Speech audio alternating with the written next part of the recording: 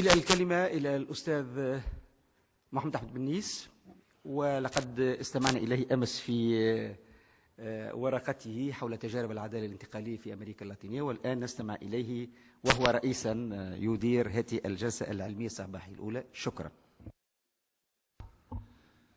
إذن شكرا دكتور مهدي، صباح الخير. نواصل أشغال المؤتمر السنوي الثامن لقضايا الديمقراطية والتحول الديمقراطي، العدالة الانتقالية والانتقال الديمقراطي في البلدان، العربية، السياسة والتاريخ والذاكرة. جلسة هذه الصبيحة ستكون مخصصة للاستماع إلى خبرات وشهادات في العدالة الدولية يقدمها خبراء أتوا ليقدموا تجارب متباينة يمكن طبعا الاستفادة من خلالها على مستوى الدروس المستخلصة عربيا.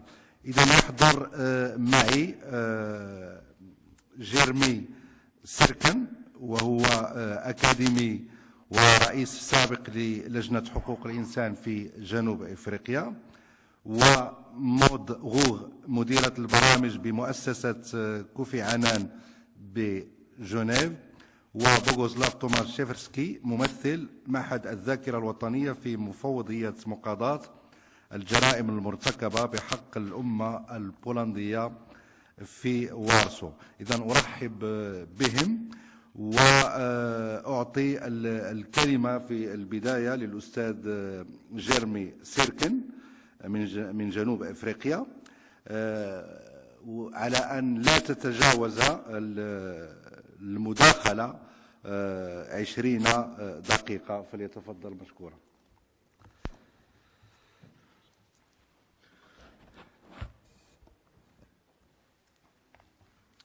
Thank you very much indeed, and thank you to Dr. Mahdi and the other organizers for inviting me. It's nice to be here. I want to do things slightly differently. We've been focusing a lot on case studies and various countries. But the one issue that is important as well, to put it into a theoretical context. And I particularly want to bring your attention to a new book of mine which focuses on the global impact and legacy of truth commissions. And the real point that I really want to talk about, which comes out of this book, is that there's a lack of empirical studies which look at across truth commissions. We do very well at looking at individual truth commissions, but we don't know enough to understand how they relate to each other, and particularly in the context of the issues which underpin their work. So the first issue that we need to understand when we talk about those issues is that in some ways what's important is we learn the lessons, we learn the practices, we learn the problems to ensure that future processes are better than the ones that have happened in the past. It's also important that we keep on reflecting on our particular examples on every country, because the process doesn't finish. Now, South Africa, which is my home country, is now 25 years after our transitional justice process. But the process has not finished really, and in fact, in many ways we've gone back in time, and in fact we have more problems today, and people blame the transitional justice process for that. So we need to understand the contextualization of transitional justice. We need to understand the criticisms that exist around transitional justice. And we need to understand that transitional justice is firstly heavily criticized. It's heavily criticized because it means so many things to so many different people, that our definition of what transitional justice is often different depending on the place that we come from. And often depending on the locality of the violations that have occurred, we put them in a political context without seeing it that there are many more issues that need to be unpacked. So certainly in the global north, there's the attitude that transitional justice is the soft option, that transitional justice is the option when countries don't want to prosecute, when countries don't want really to have accountability. But we need to understand that transitional justice includes accountability. It's not the opposite of accountability. It depends on how the model is established. So really, we need to look much deeper at the theoretical conceptualizations and how those particular issues work. So we need a lot more scientific study, a lot more empirical study, a lot more of bringing together the theoretical strains together with the empirical studies on how particular processes have worked. We need much more methodology and much more understanding of the methods as far as those issues are concerned. So when we talk about transitional justice, we need to understand what we're talking about. And we're talking about, in terms of a UN definition, that is a conception of justice associated with periods of political change. But often people talk about transitional justice after some type of transition. But many places there aren't transitions. Some places there's no radical break. So we need to have a much more theoretical conceptualization of what we mean by the transitional part of transitional justice, but also more about the justice part of transitional justice. So for me, for example, one of the things I did a long time ago when I started working on transitional justice was to bring to bear an understanding that we need to understand the type of transition to understand the transitional justice conceptualization that exists in a particular country. So I'll give you an example. In my country, we had the compromise model, which means that neither of the warring factions was strong enough to defeat each other, and they had to negotiate their way forward to achieve a particular result. Where you have the compromise model, you have a circumstance where there are probably going to be not many prosecutions, there's probably going to be a truth commission, and there's likely to be some kind of amnesty because it's negotiated. It's not the best result, but it's the opportunity that exists in the particular context. Another model, and I'm going to use my friend from Poland because he's here and he'll then criticize me for my use of the Polish model afterwards, would be the reform model. The reform model says, well, the government in power stays in power, and then the process really changes from within. There's no radical break from the past. So the reform model is one which exists, for example, in Chile or a number of countries where the country changes itself. Where you have the reform model, you're likely, again, not to have prosecutions, even less prosecutions than in the compromise model. And then the final model would be the overthrow model, where the regime in power is kicked out, either on the battlefield or at the ballot box, and then you're likely to have massive prosecutions and less of the transitional justice options that we talk about. So the type of transition that we have is critically relevant for the type of transitional justice that we have. One of the things that I've been toying with, and I think it's important to bring to an understanding, is that many people talk about transitional justice only from the idea that it deals with the past. And my sense is that transitional justice will be much more relevant if it also brings to bear on places where there's ongoing violations. We need to talk about what do we mean by the past. And I think the past is 5 minutes ago. It's certainly yesterday. But many in transitional justice contexts talk about transitional justice as what happened some time ago. It's about a period of far ago rather than within the short historical context. So ongoing human rights violations should also be part of transitional justice processes because it in some ways will ensure, hopefully, that a country can deal with its present crises, its present violations, and be able to move on in terms of those issues. Some of the discussions we've been having over the last day or so have focused on what happens in relation to various type of actors who play a role in transitional justice. And many of us, when we focus on transitional justice, really focus on the domestic context. But as, for example, the paper on Rwanda talked about, there's a role for international actors playing a part in transitional justice. Often those international actors play a prosecution role. But we need to unpack transitional justice more to have a much greater conceptualization that there are many more actors that can play a role beyond even the United Nations. So we need to talk about all the various layers that can play a part, including international, but also regional actors, also sub-regional actors, even states from other parts of the world who can play vital roles as far as those issues are concerned. We need to also understand that transitional justice is not only law, but it's also about policies. It's also about a range of other opportunities that exist. We also need to see that there can be official and unofficial processes. We often talk about the official government-established transitional justice mechanisms, but we don't talk about the range of other opportunities that exist for other types of mechanisms to be established. So, for example, in Rwanda, in 1990, a group of international NGOs set up a truth commission to try and deal with what was happening in the country, understanding that the legacy of colonialism and the ongoing massacres that had happened for 100 years were going to continue to exist and be part of the legacy of violence in Rwanda. And that was even before the genocide.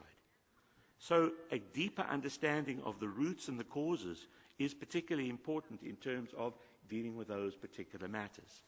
So it's important to try and find ways of finding a way through these particular issues and to find all the kind of ways of dealing with the particular problems. So we talk about a range of options that transitional justice is about, and often we talk about them in either 4 or 5 pillars: truth, reparations, justice, guarantees of non-repetition, and then leading to reconciliation, either as the combination of the 4 pillars or as a 5th pillar individually.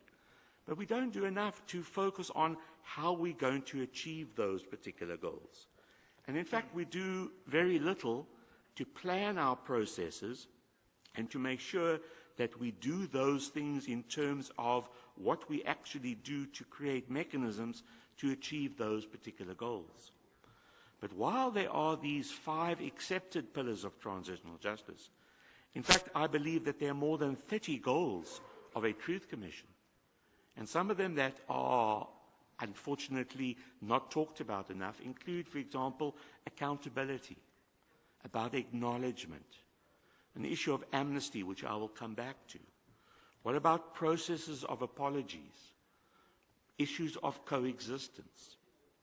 How do we deal with the issue of restoring people's dignity? We talk about it, but we don't really understand what we need to do to re-establish people's dignity.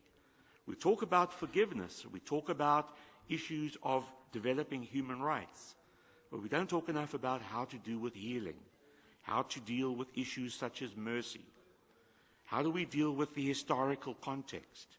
What about issues that are dealt with as far as learning truth, which is, for example, going into archives? But how do we learn for that in terms of a Freedom of Information Act and other types of mechanisms in terms of finding ways of dealing with truth and finding truth? And that relates also to the question that we've been discussing over the last day or two, which is implicit about truth. What type of truth are we talking about? There are various notions of truth, and we should unpack the various conceptualizations. We're also talking about the narrative that the state is trying to come to with a transitional justice mechanism. Doesn't mean we're looking for one narrative, or can competing narratives exist at the same time? How do we understand reparations? Does reparations only mean individual forms of reparations? And does it only mean financial reparations?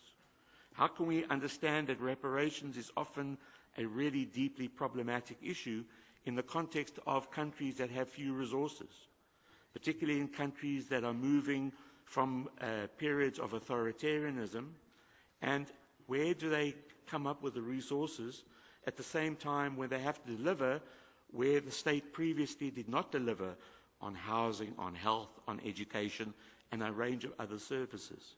So how do you find a competition between the redesign of the state, but at the same time providing reparations.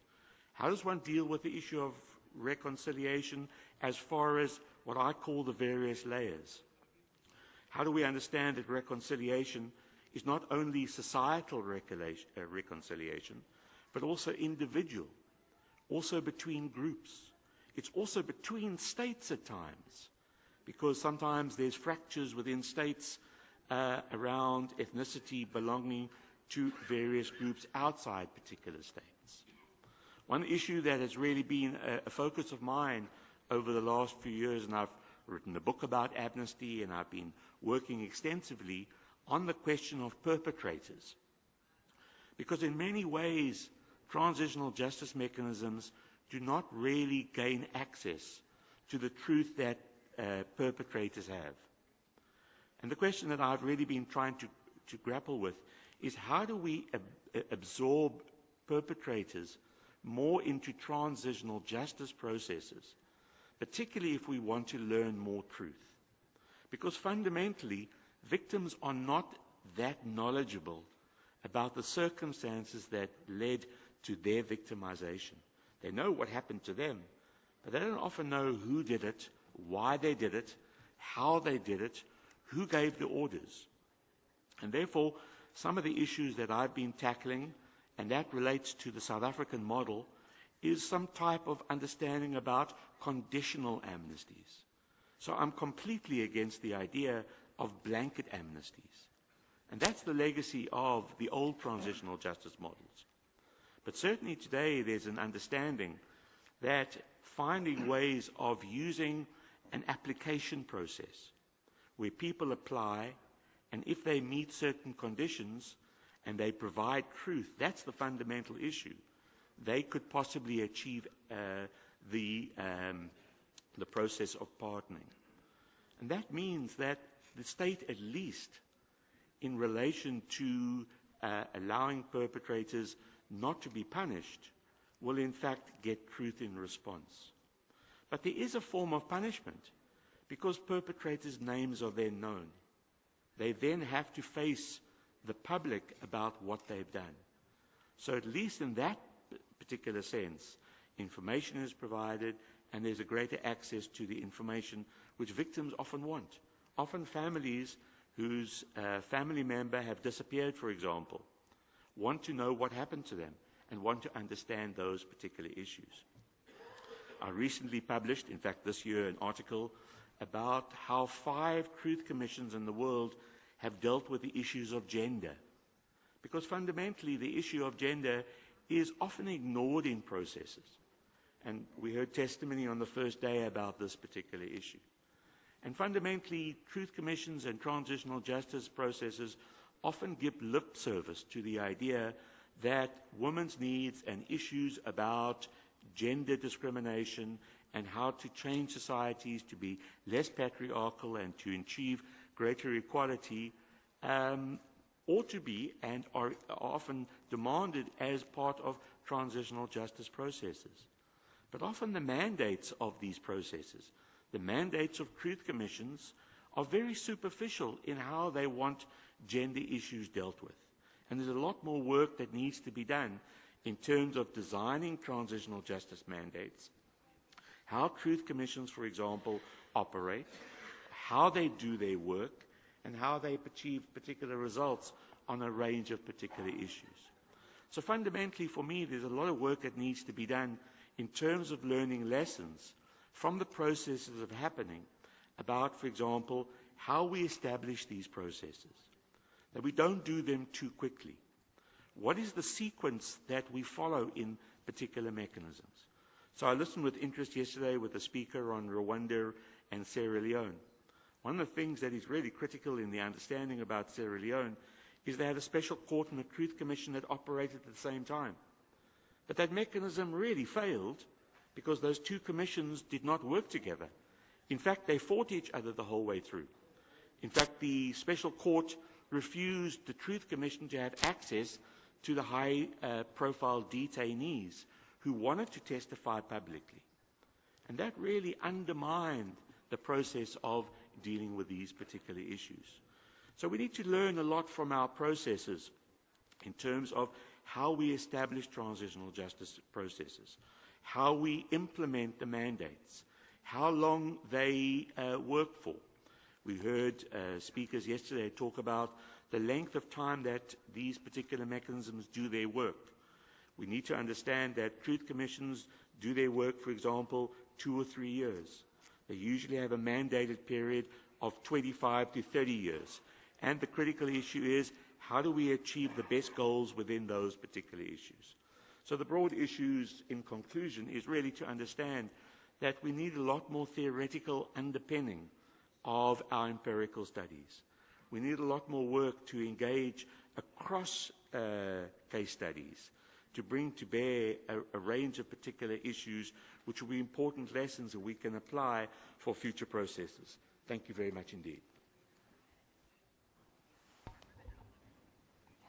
إذن شكرا للأستاذ جيرمي سيركن الذي قدم مداخلة انطلق فيها من أن العدالة الانتقالية تظل غير مكتملة، المسارات لا تنتهي، ولذلك أكد على ضرورة الربط بين الدراسات الميدانية والجانب النظري في أفق استخلاص العبر ومحاولة التغلب على المعضلات التي تطرحها العدالة الانتقالية، سواء فيما يتعلق بإشكالات الحقيقة أو العدالة أو المصالحة أو المحاكمات أو الإفلات من العقاب وجبر الضرر. إذن هناك حزمة من الإشكالات تطرحها العدالة الانتقالية. طبعا تطرق لبعض النماذج المعروفة حول العالم، وانتهى كما رأينا إلى ضرورة البحث عن بدائل متعددة وخيارات متعددة لفهم أعمق للإشكاليات التي تطرحها العدالة الانتقالية بمختلف أبعادها. إذن شكرا مرة أخرى للأستاذ جيرمي سيركن، وأمر إلى الأستاذة مود غوغ، وهي باحثة فرنسية مديرة البرامج بمؤسسة كوفي عنان بجنيف. إذن أحيل إليها الكلمة على أن لا تتجاوز طبعا مدة المداخلة 20 دقيقة.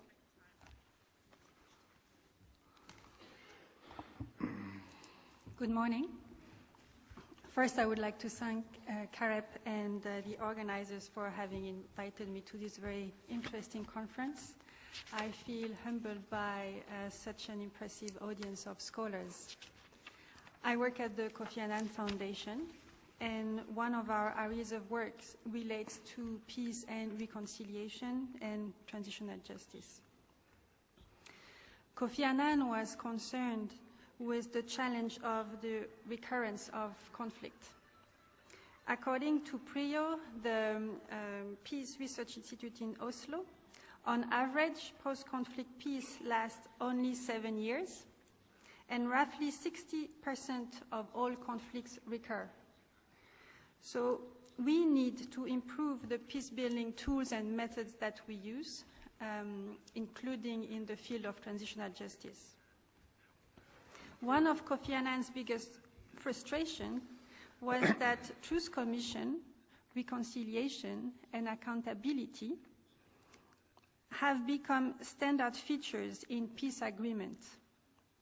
But very little is said in the agreement about how to do that. So basically, the people who are responsible for the implementation of the peace agreement are left with the difficult task to figure it out.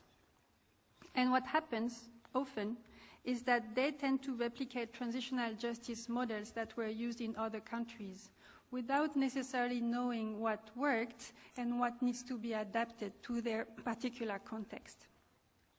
So we decided to examine different examples of truth commissions and of reconciliation in order to develop guidance for practitioners. We started with truth commissions, and we partnered with the International Center for Transitional Justice. We conducted a number of case studies in Guatemala, Sierra Leone, Kenya, Nepal, and DRC. And we convened a symposium with experts from a wide range of countries. This led to the publication of this report entitled Challenging the Conventional, Can Truth Commissions Strengthen Peace Processes? We then moved to the topic of reconciliation, and we partnered with Interpeace and followed a similar method. We had the chance of having Professor Ghanim Al-Najjar at the symposium of experts that we organized. So with these reports, the point was not to come up with a one-size-fits-all solution. We know that there is no one single recipe for success. Our objective was more to identify key questions that peace builders and policy makers should pay attention to when designing or implementing a truth commission or reconciliation process. So today I will just highlight maybe one key finding from each report, starting with truth commissions. One of our key findings is that overloading a commission with too large a mandate can seriously undermine its effectiveness. In examining a range of truth commissions, it was clear that a narrower mandate, such as those commissions that focused on enforced disappearance, achieved more than those with mandates that covered long periods of time and many issues. So, of course, this can be a very difficult choice. But we must be careful that we do not make the perfect the enemy of the good by making the period examined by the Commission too long or the areas of inquiry overly broad, because experience shows that this may result in a mandate that is impossible to meet and leads ultimately to frustrations. A good illustration for that is the contrast between the Truth Commission in Chile, that our moderator knows well, and the Truth Commission in Kenya. In Chile, the Truth Commission that was established at the beginning of the 90s focused on fact-finding, and it focused on only 3 types of crimes: arbitrary executions, enforced disappearance, and murders committed by armed opponents. In contrast, the Kenyan Commission had 18 objectives, 12 functions, and was asked to look into crimes against humanity, economic marginalization, ethnic oppression, and corruption since 1963 to 2008. So this was a very broad mandate, and the Truth Commission of Kenya, in its own report, recognized that it was unrealistic. The problem is that it raised high expectations. And in the end, the Truth Commission had to make pragmatic decisions and decided to focus only on 3 main crimes: unlawful killings, unlawful detention, and sexual violence. And within the 50 years of their mandate, they decided to focus on 6 specific periods of violence. So it was probably a rational decision, but it created a lot of disappointment from the victims.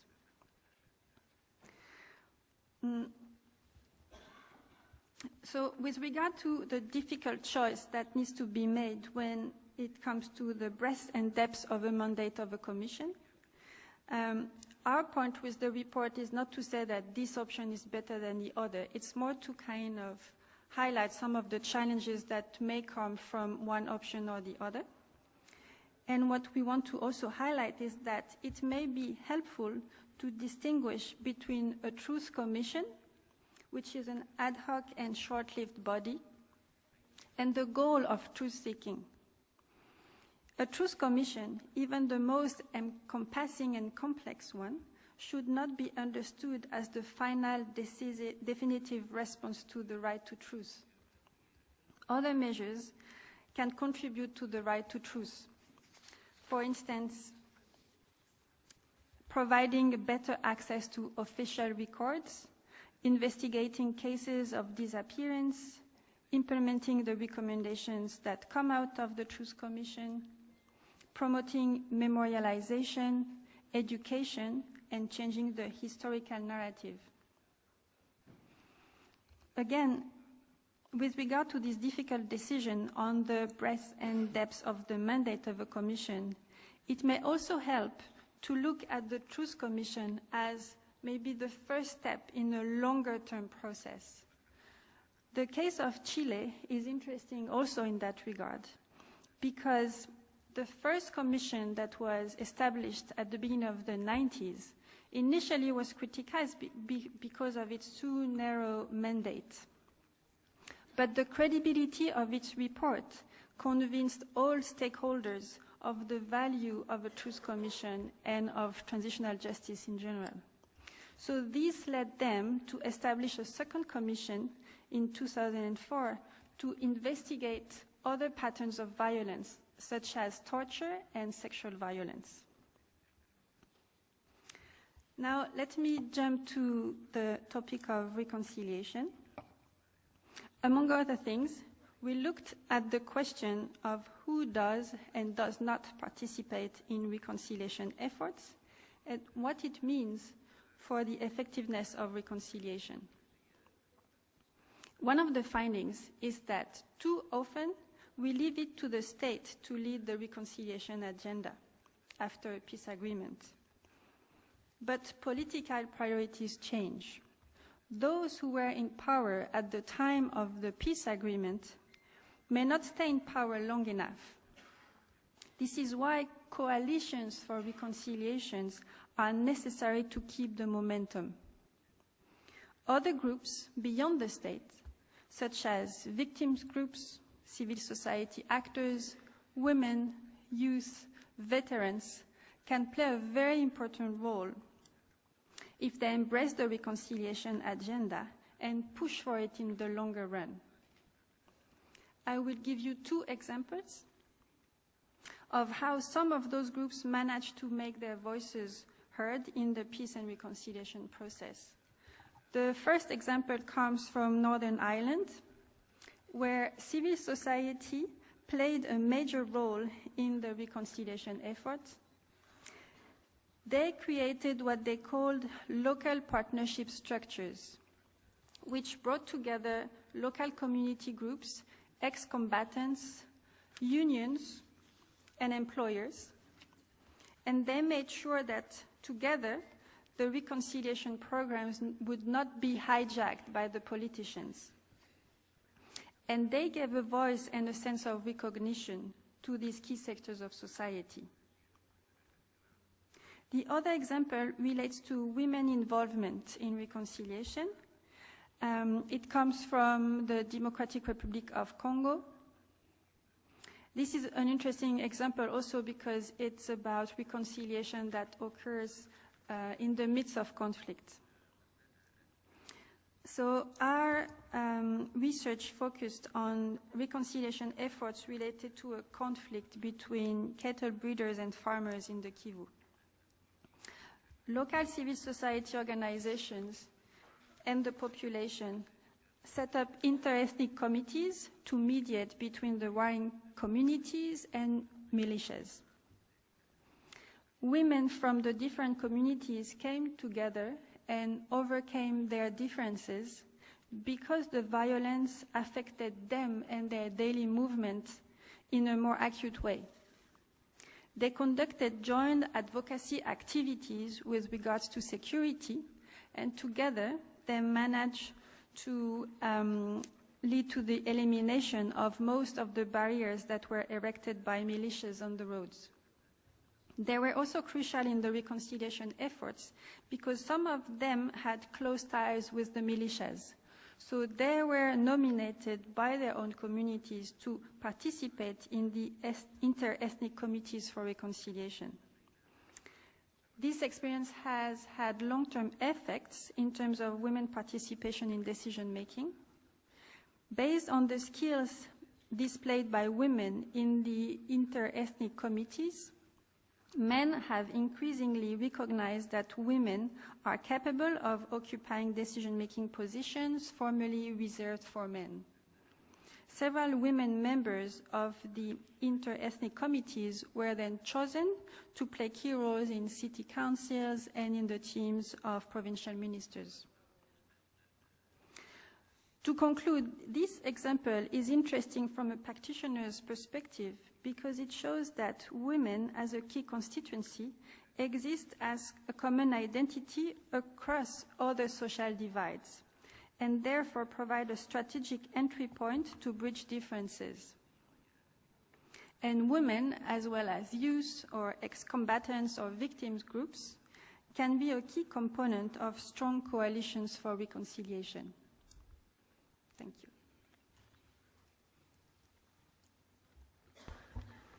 إذن شكرا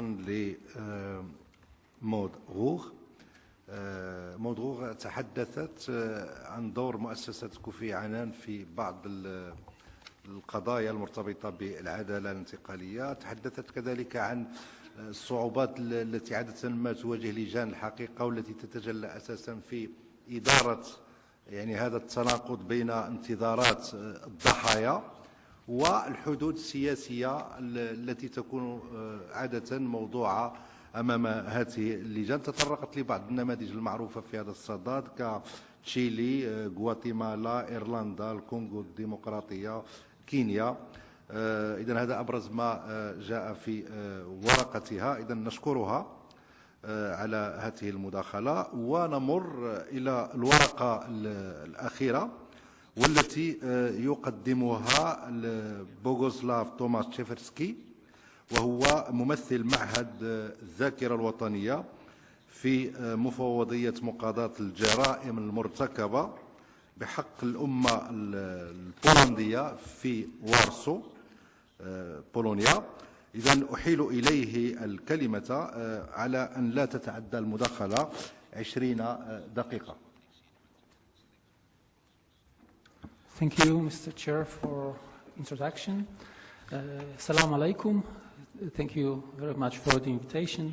It is the honor to be here and share my experience regarding prosecuting the crimes committed in the past. The main aim of my speech is to present the problem of prosecuting genocide, crimes against humanity, war crimes, and communist crimes in Poland, as well as the institution that deals with these issues in my country. The outline of my presentation is as follows. I would like to begin with some general information regarding the history of Poland. Then I will continue with the information regarding the institution of National Remembrance Commission for the Prosecution of Crimes Against the Polish Nation, in short, the IPN. Afterwards, I will present the legal basis of the investigations conducted by the prosecutors of the IPN. Then I will describe the examples of these investigations and other forms of our activity.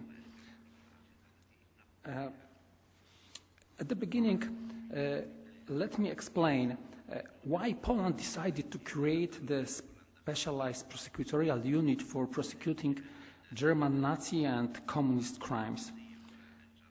In the 20th century, Poland was touched by two totalitarian regimes, the German Nazis during the Second World War and communism. We have to remember that in that period, the period of the Second World War, about 6 million citizens of Poland were killed. Due to this reason, nearly all Polish families had their relatives killed at that time. Because of enormous number of victims, the questions regarding last war are still important for Poles, also for younger generation. Now I would like to briefly explain why Poland prosecuted also the crimes committed by the public functionaries of communist state. First of all, after the war, Poland did not become free like the countries from Western Europe. Only the occupiers changed. The communists immediately introduced the reign of terror. The members of the opposition were persecuted. Anti-communist movement was always very strong and very popular in Poland. Practically from 1945 to 1953, there was the civil war in Poland. There were frequent large anti-communist strikes, protests, and riots, and finally, in 1980, they resulted in the beginning of Solidarity trade union, eventually led to the collapse of the rule of the communists in Poland and in Eastern Europe. It is very important to emphasize that the collapse of the communists in Poland, as the social pressure on politicians to prosecute the communist perpetrators was really very strong.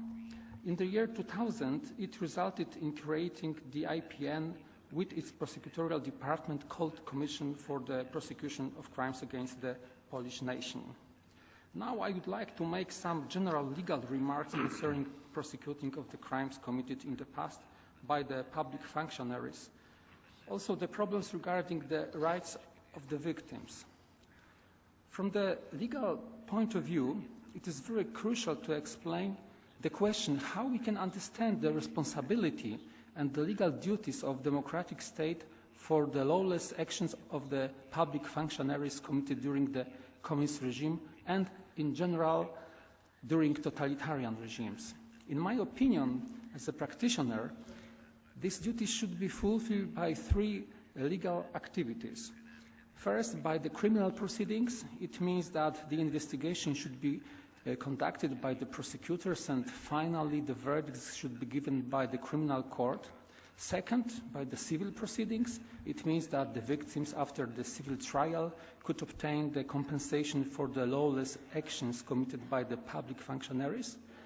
And third, by the rehabilitation proceedings. It means that the victims could delay the guilty verdicts given by the court during the communist era and receive new unguilty verdict. Despite the fact that the political system in East Europe changed 30 years ago, practically only in Poland our governments accepted the provisions of law which gave the possibilities to bring the communist perpetrators to justice according to the rules mentioned above. The most significant activities regarding these cases are conducted by the prosecutors of the IPN. Our investigation proved that bringing the communist perpetrators to justice is still possible. You have to know that from the legal point of view, another important issue is that the crimes committed by the public functionaries of the communist state during the times where the communists were in power usually could be treated as the core international crimes, which are genocide, crimes against humanity, or war crimes. We have to remember that these crimes are imprescriptible, so they can be prosecuted without any time limit. One more significant remark, the definitions of core international crimes are the same in every system of law because they come from the international conventions accepted and implemented nearly in all developed countries. It is interesting that these conventions were implemented also by the communist totalitarian regimes. I would also like to underline that the crimes committed by the public functionaries of communist regime couldn't be prosecuted in the time when they were committed due to the political reasons, because the perpetrators were protected by the political and legal system. After this introduction, I would like to present information regarding the IPN. The IPN was established by the Polish Parliament. Its actual activity began in the middle of 2000, the moment the first president of the IPN had been chosen by the Parliament. The IPN is a specialized institution having the function of state and justice administration, of an archive, a scientific institute, an education center, and of a body which conducts vetting proceedings. Due to the time limit, I would like to present the prosecutorial department which I work for. It is the Commission for the Prosecution of Crimes Against the Polish Nation. It is an investigating department of the IPN and simultaneously is a specialized part of the Public Prosecutor's Office of Republic of Poland. It has the same investigating possibilities as Common Prosecutor Office. The Commission for the Prosecution of crimes against the Polish nation consists of the Chief Commission, which I work for, and branch commissions situated in 11 Polish cities. What are the legal powers of the IPN's prosecutors? They conduct the investigations concerning Nazi and communist crimes and other crimes which are classified as genocide, war crimes, and crimes against humanity committed in the period between November the 8th, 1917 and July the 31st, 1990 on Polish citizens and on people of Polish nationality who were citizens of other countries. The prosecutors conduct investigations and bring indictments to court. Very important is that the prosecutors of the IPN fulfill the legislator's wish to not allow any lawless acts perpetrated by the officers of the state during German occupation of Poland and during communist regime that violated human rights to fall into oblivion. At the end of last year, 78 prosecutors worked in the investigating department of the IPN. Despite of passage of time, the scale of work is still serious. In 2018, more than 1,000 investigations were completed. Among the closed investigations, 769 related to communist crimes, 474 to Nazi crimes. In 10 cases, indictments were brought to court. In the year 2018, the prosecutors examined almost 6,000 witnesses. The legal basis of the investigation are mainly defined by the Polish Penal Code and by the Act of the IPN. All the legal solutions presented in these acts are compatible with the international treaties ratified by the Polish Parliament and directly come from the conventions constituting international penal law. I have to explain that communist crime is a legal definition in Polish law described in the Act of the IPN. According to this act, communist crimes are actions performed by the officers of the communist state between the 8th of November 1917 and the 31st of July 1990, which consisted in applying reprisals or other forms of violating human rights in relation to individuals or groups of people, or which as such constitute crimes according to the Polish Penal Act in force at the time of their perpetration. Now I would like to present the examples of the most significant investigations conducted by the prosecutors from the IPN. We are conducting numerous investigations against former local commanders of the civic militia responsible for illegal internment of about 5,000 democratic opposition members at the time of martial law declared on December the 13th, 1981. Next example regarding martial law in Poland, it is the investigation against members of the Military Council of National Salvation responsible for illegal declaration of martial law. At this time, for example, several thousand opposition members were interned and strikes were crushed with help of the army and special riot police units. Many members of the opposition and underground trade unionists from Solidarity were sentenced to prison terms, others forced to emigrate. Next example of the investigation concerning killings of Polish citizens by officers of Czechoslovak Communist State in the year 1948-1989,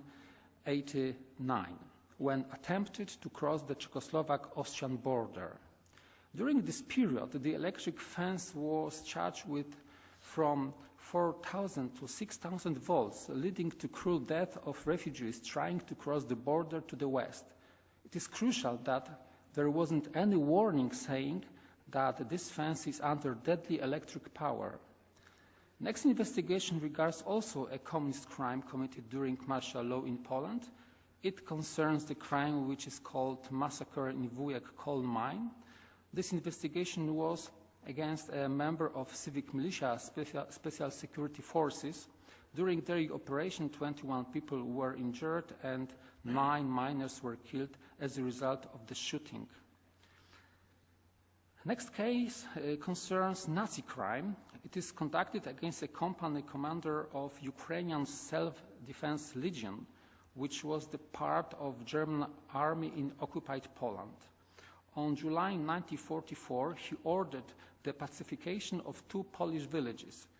During this action, the villages were burned down and 44 civilians, also women and children, were killed.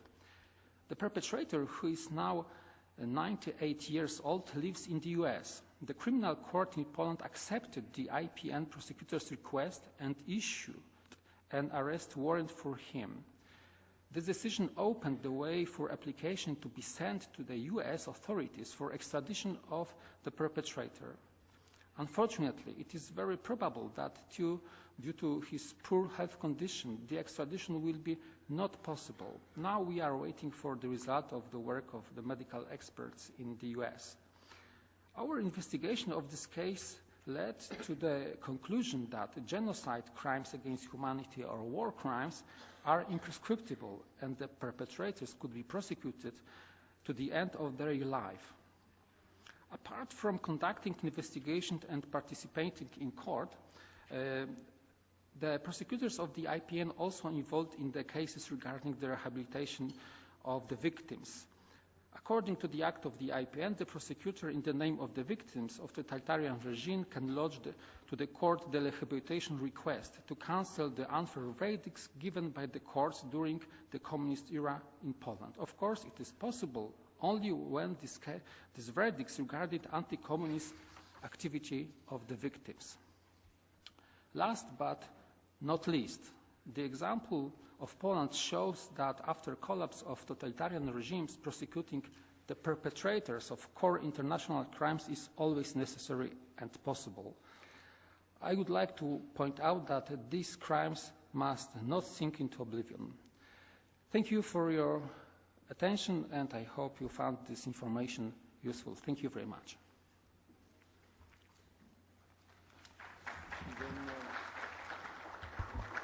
إذن شكرا لبوغوزلاف توماس تشيفرسكي على ورقته القيمة والتي كما لاحظنا تعرضت للحالة البولندية في معالجة إرث الانتهاكات الجسيمة لحقوق الإنسان، سواء خلال مرحلة الاحتلال النازي أو خلال مرحلة النظام الشيوعي، وتطرق أيضا إلى الدور الذي لعبه ويلعبه مركز الذاكرة الوطنية في تدبير جزء من هذه التركة الثقيلة. إذن نشكره مرة أخرى، ونشكر الزملاء جيرمي سيركن ومود غو وبوغوزلاف. كل المداخلات صبت في المعضلات الكبرى التي تواجه تجارب العدالة الانتقالية. استمعنا إلى حالات كثيرة: جنوب إفريقيا، كينيا، إيرلندا، تشيلي، الكونغو الديمقراطية. كل مداخلة تناولت هذه الإشكالات من زاوية الخبرة المتوفرة، الخبرة الذاتية المتوفرة. وطبعا ما يهمنا نحن في هذا السياق هو محاولة استخلاص التجارب التي قد تفيدنا عربيا، خصوصا وأننا نعلم أن هناك أنه بالنسبة للعدالة الانتقالية على المستوى العربي يمكن اعتبارها ورشا مؤجلا. طبعا الاعتبارات السياسية وثقافية يطول الخوض فيها. إذا أشكر مرة أخرى زملائي في الجلسة، وأفتح باب النقاش على أن لا تتجاوز المداخلة أو التعقيب دقيقتين على الأكثر. إذا أفتح اللائحة. نعم، الاسم عزة سليمان. عزة من لبنان. نعم. عزة. نعم. الاسم عدنان نويوة. عدنان نويوة، تونس. نعم، تونس. رشاد.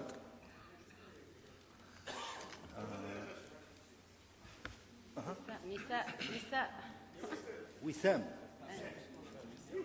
بلا يسر.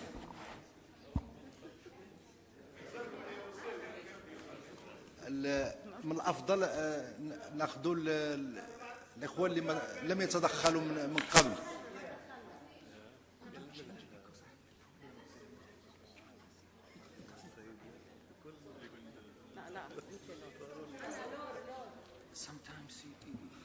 فقط اسمحوا لي بهذا التذكير. تذكير يتناول التجارب.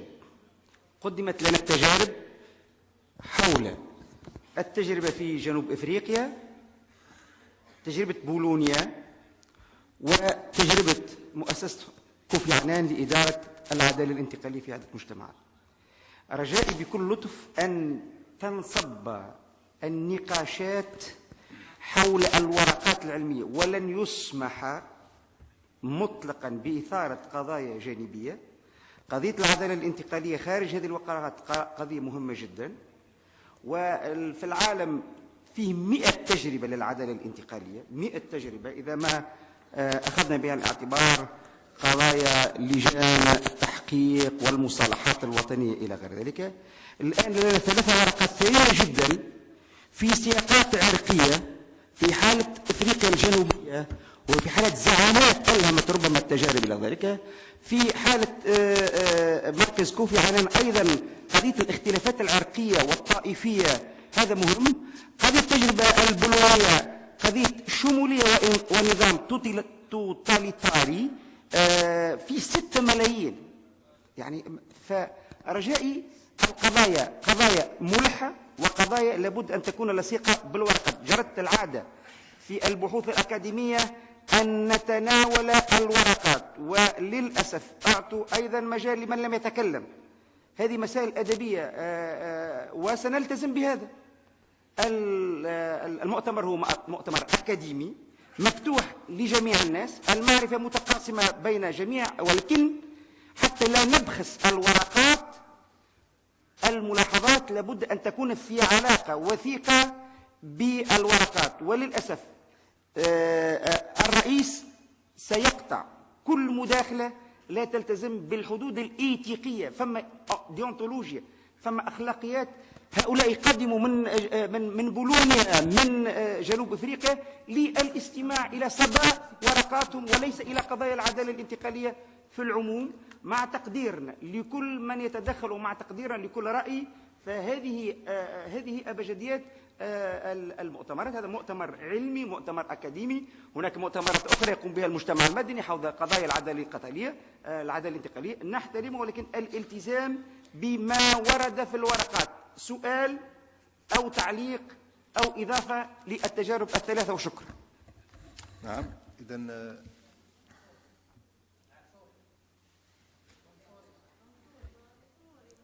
منصوري العارف.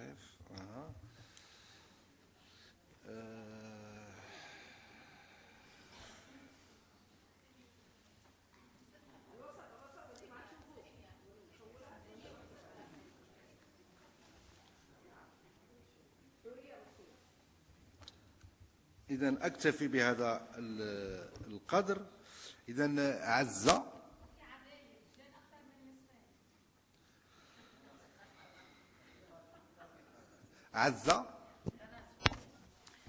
السؤال ربما يدخل بالإطار النظري للعدالة الانتقالية بناء على التجارب المقدمة سواء من أفريقيا، جنوب أفريقيا أو من بولندا.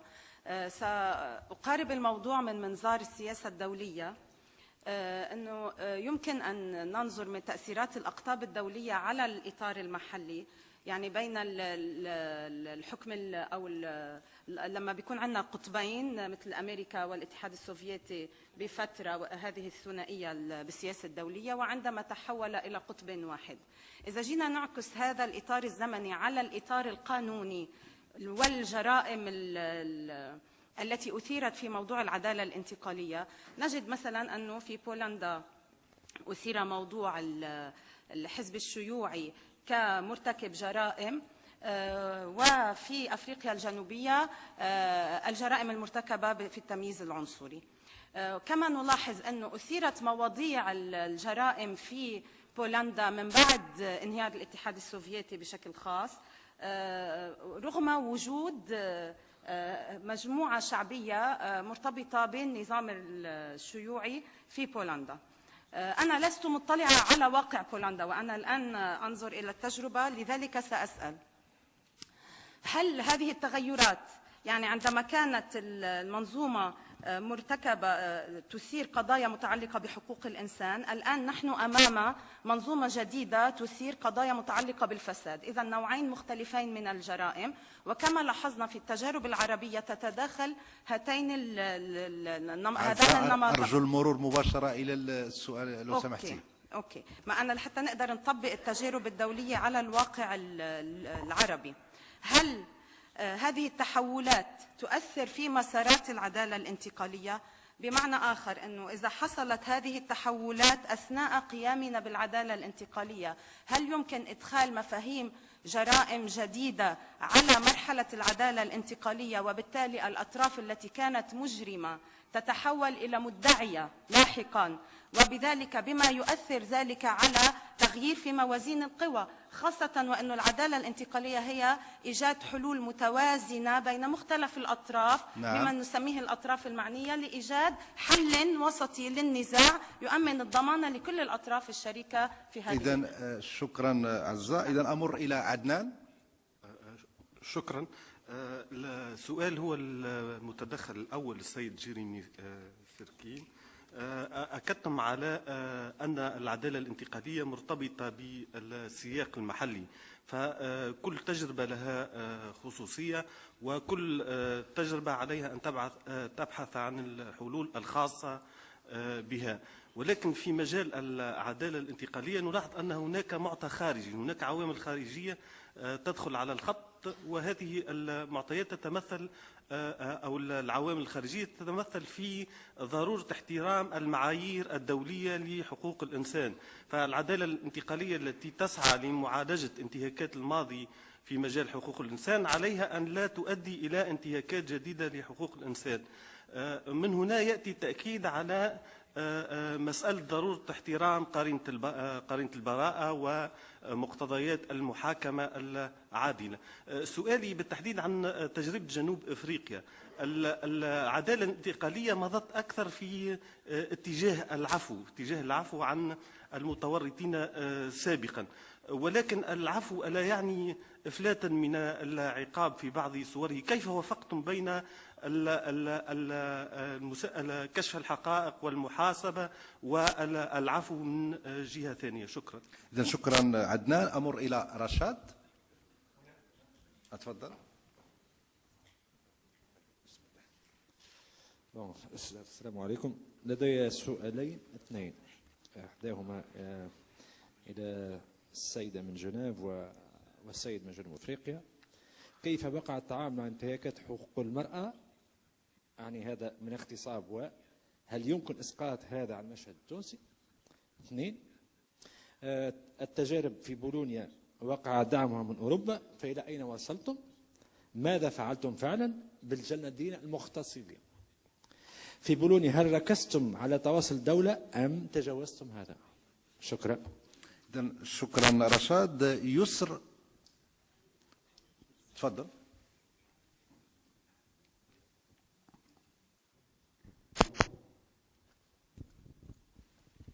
Une petite question à monsieur le représentant de la Pologne. Moi, je suis conseiller de la diaspora tunisienne installée en Allemagne. J'ai assisté plusieurs fois à ces discussions. La question qu'on va poser, certains, ils critiquent la justice actuelle, polonaise ou allemande. C'est une justice sélective. Ils vous donnent l'exemple pour me répondre. Pendant le jugement des nazis, les juges nazis ont été convoqués au tribunal, non pas comme accusés, mais comme simples témoins. Les savants nazis ont été utilisés par les Américains dans le projet d'Apollo pour ne pas concurrencer, c'est-à-dire le projet russe. C'est-à-dire qu'il y a beaucoup de sélectifs. même la police de l'ex-Pays de l'Est n'ont pas été jugés. Moi, personnellement, j'ai rencontré la police secrète ici en Tunisie, à l'hôtel Africa. S'il vous plaît, vous passez à la question. La question sélective, Et je termine. Pendant la période, parce que lui, nazi, pendant la période communiste, il vous dit pourquoi vous ne jugez pas la période post-communiste. Pourquoi? Les gens de l'ex-Pays de l'Est.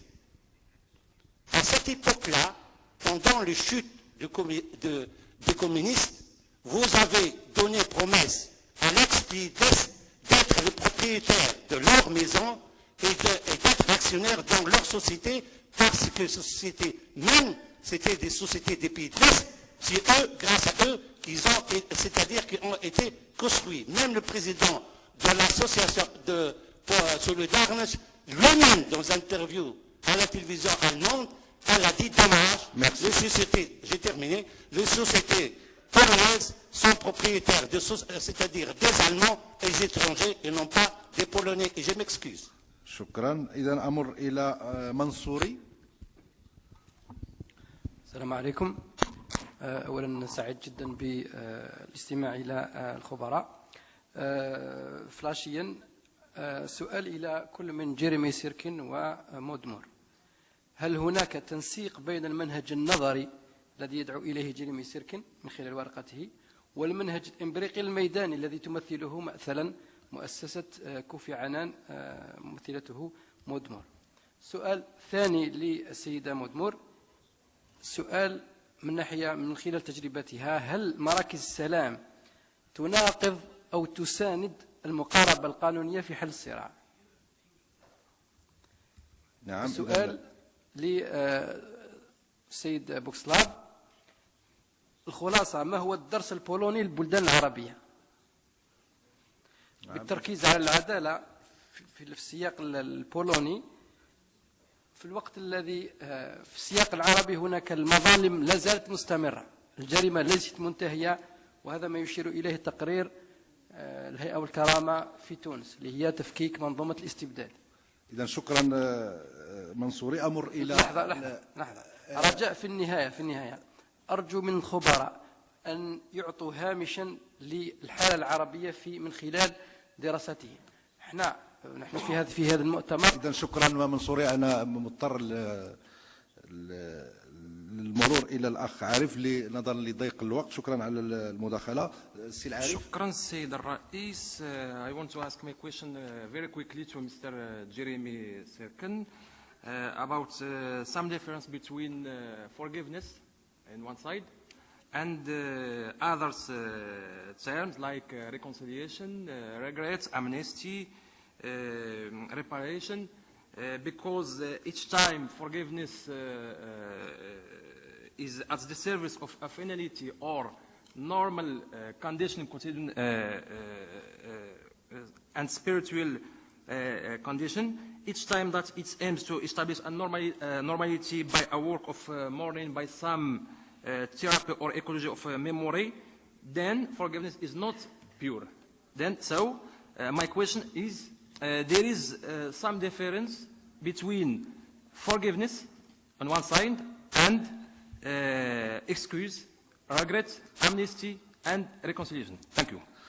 إذا شكرا سي العارف. بوستا.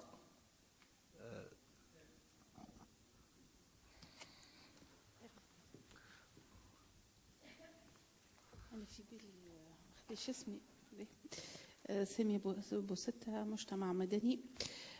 سؤال مقتضب للسيدة مود رولي هكا الأخت، بالنسبة لمؤسسة كوفي عنان، هل تطرقت لحقيقة ما حدث في حرب الخليج، وخاصة حرب الخليج الأولى والثانية، وخاصة العهدة كانت على السيد كوفي عنان وقتها، وخاصة وماذا كان دورها في مسألة تسريب الصور البشعة للجنود الأمريكان للانتهاكات الجسيمة التي صارت في سجن أبو غريب.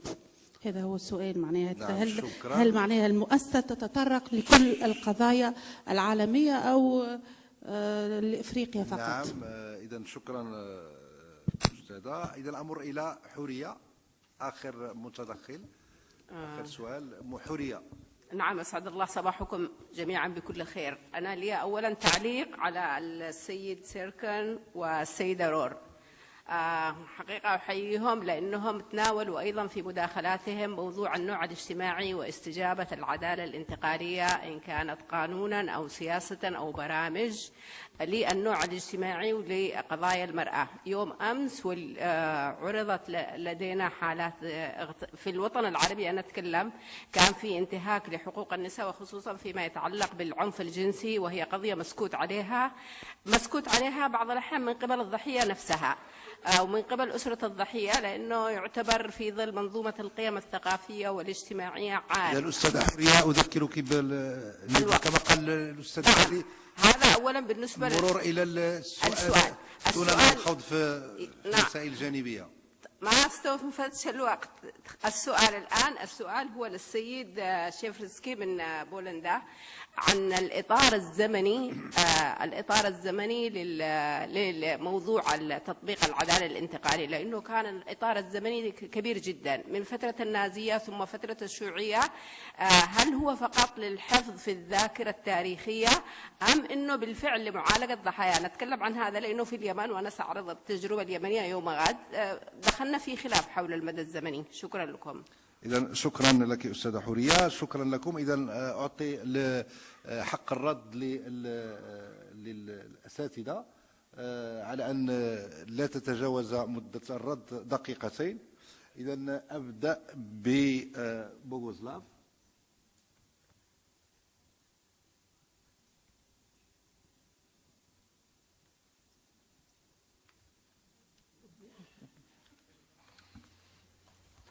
Okay, I have to emphasize that I can answer to these questions from the position of the practitioner, not from the position of the politician. So maybe you can be disappointed a little bit because I don't create the law, I only fulfill the legislator wish.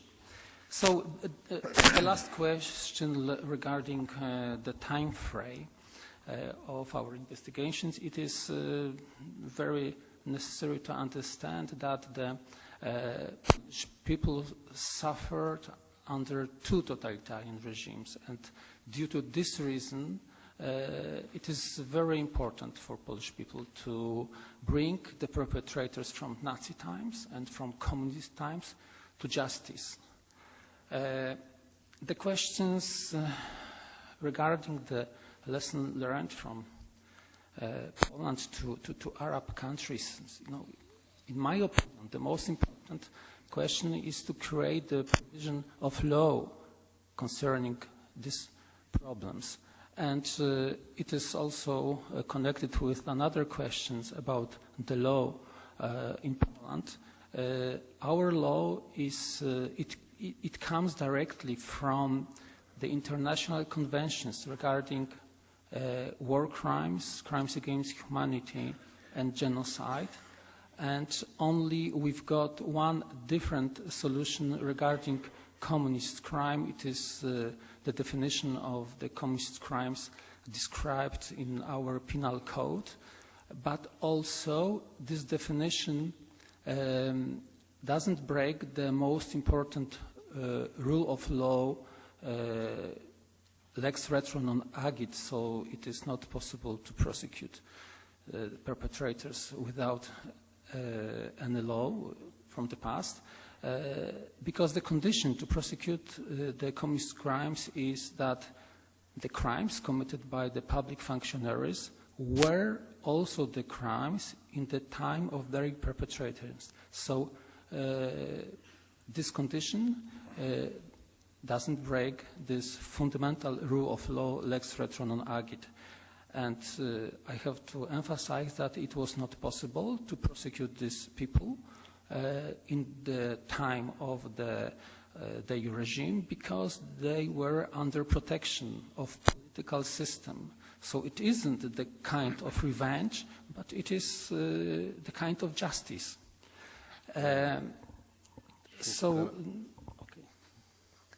إذا شكرا بوغوزلاف. أمر إلى مود. Regarding the question related to the truth in the Gulf War and what happened in the Abu Ghraib prison, our work was to better understand why truth commissions and reconciliation processes do not live to the expectations that they raise when they are set up. So our approach was to look at past experience of truth commissions and reconciliations, and this is why we focused on where those processes happen most, which are in Latin America and Africa, and we didn't look at the Gulf War. There was a question about maybe some kind of relations between what my fellow speaker also said and our perspective, maybe more from the field. And I think it's related to the other question, which was whether we as the foundation support the legal strategy to settle conflict. We believe that legal approach is very important when it comes especially to accountability. But I think if we want to really achieve accountability and also reconciliation, we need maybe an approach at different levels. So, and I think this also relates to what my fellow speaker said, which is that accountability and legal prosecutions are very important, but we also need to look at how to ensure the dignity of the victims. What does accountability mean to them in terms of recognition, memorialization? You have many other ways, and all of them complement each other. يعني شكرا. إذا أختم بجيرمي. Thank you very much. So many good questions, so many important questions, but let me talk about a few of them, and I'll talk about them in the South African context. The theory and the practice are critically important components. So to address your issue more that you talked about, the narrow mandate, for example, and the issue of the time period, South Africa tried to do that, but the expectations of victims today is deeply problematic because they look back and they say the issues were not dealt with sufficiently. So in the South African context, people at the time were somewhat happy with the process, but today they're less happy looking back, and part of that's got to do with the economic context of what happened. It also means that, certain issues were not dealt with because there were only 4 crimes that the Truth Commission was allowed to explore. It also means that we need to look at a range of other issues, not only at the time of transitional justice, in other words, a commission, but continually there has to be a process. Because in some ways, if the process doesn't continue, other things can start affecting what I call the legacy of the process. And people look back to some extent with new eyes, with new ways of looking issues, particularly in the South African context where the economy has really suffered because of corruption. The circumstances are that the society didn't do enough to deal with the economic violations, and those issues need to be taken forward. So there are many issues. And to deal with the last issue about practices in relation to international human rights law and international law in general, those issues are fundamental. But the question really is, how do we then deal with questions of accountability and impunity when we really understand that most countries are not going to prosecute thousands of people? What's the best way to ensure that you don't continue impunity while not prosecuting many people? And that, in my eyes, means more explanation and more focus on issues such as conditional amnesties, where certain things are received, but at the same time, there's not total impunity. Thank you very much. شكرا جيرمي. شكرا الحضور الكريم. أذكر الجميع بأن أمامنا استراحة قهوة لمدة نصف ساعة على أن نواصل أشغال هذا المؤتمر بجلسة أخرى حول العدالة الانتقالية في المغرب، الذاكرة والتاريخ. شكرا لكم.